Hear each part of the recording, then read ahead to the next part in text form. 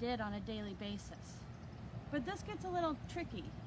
It depended on what kind of class you were. If you were first class, those women were very delicate.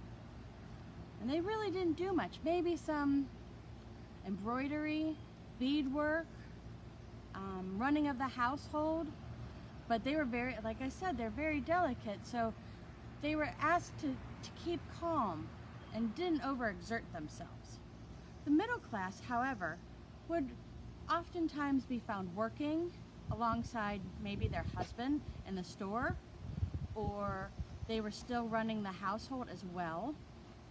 Now, what I mean by when I say running the household, if you were middle class or upper class, that meant you took care of the servants, you took care of the grocery shopping and the daily monies, you took care of all the other shopping, whether it was for fabric for dresses or going to buy your own dress, because at this time you could go to the store and buy a dress and get it fitted for yourself.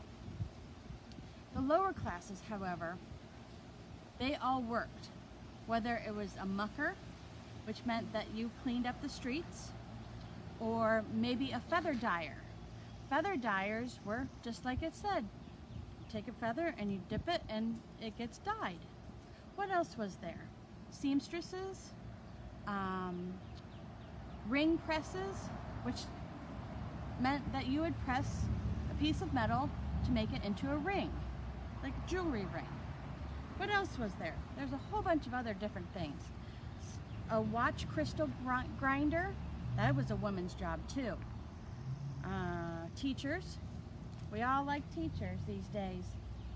Paper cutter, tanner. Do you know what a tanner does? Tanners are people that work with leather, and they make it soft and smooth and dye it also for it to be used.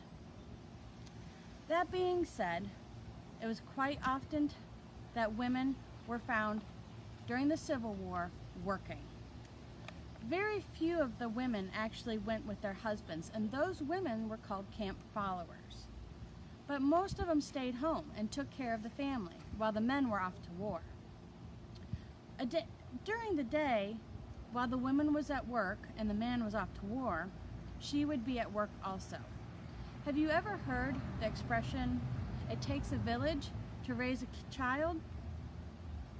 Maybe, maybe not.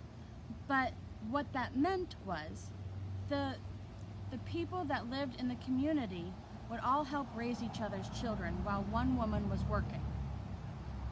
So while the mother of 2 or 3 children went off to work, another woman or family would be taking care of the child.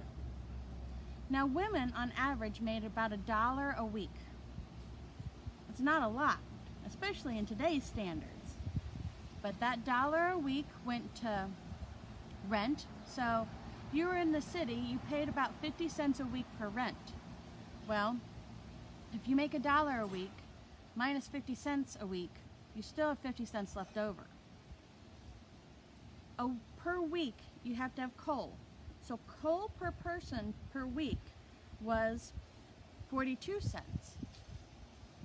Well, I did mention that there's kids, correct?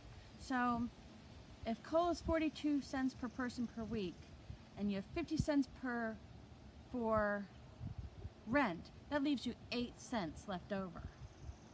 Well, the kids there's not enough coal to heat the house. I haven't mentioned food.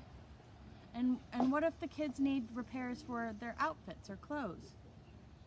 Well, it was a struggle. It was a big struggle. Middle class, lower class, upper class, all of them were struggling at this time to make ends meet. Food at this time was getting sparse also.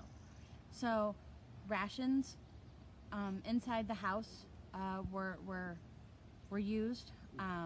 Lots of bread was made, and it often got stale. But the women made do. That's why you see women becoming tanners and women becoming, well, they even helped build the guns that the men used in the war. So that the men could keep fighting. Someone had to do it.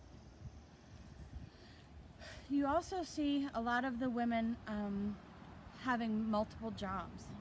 And again, that's so that they could eat and feed their children. I'm going to take a step back and talk to you about the camp follower. Like I said, every once in a while you have a family that left with their husband or their father to go with them while they fought in battle. Now those women would be able to use the money that the men got for the military, and they were able to feed their entire family, because men didn't always send money home to the families. That being said, women would sleep in the tents with their children and follow along and help camp. They would help them cook, they would help do washing and sewing and mending while the men were fighting in the battles. Women weren't really considered to be the smartest of people. We were almost considered simple. There's one book that said that women were small-brained compared to men, which is a surprise because you have women doing all the math and the money for the households, whether you're middle class or upper class. You have women doing all the cooking and child rearing, so that's pretty good. I would say that we're not small-minded at all, but every one of us knows what we need to do and how to do it. And we can even do most of the men's work too. That being said, there were a couple women that went along with their husbands and wore men's clothes so they could fight with their husbands in battle. That's just silly, but it happened. Well, that concludes what I have to say about women. Do you have any questions, Pressley? How much would the women really get to spend on themselves during the war? That's a really good question. We women these days love to be able to spend money on ourselves, whether it's a new pair of shoes or a new outfit, a new purse. During the war, women really didn't get to spend any money. They were lucky if they had enough money to mend their clothes. That being said, that is your average woman, middle class to lower class. Upper class still had money to make dresses, and there were balls, and they were trying to do the best they can to make do and live life as normal as they could.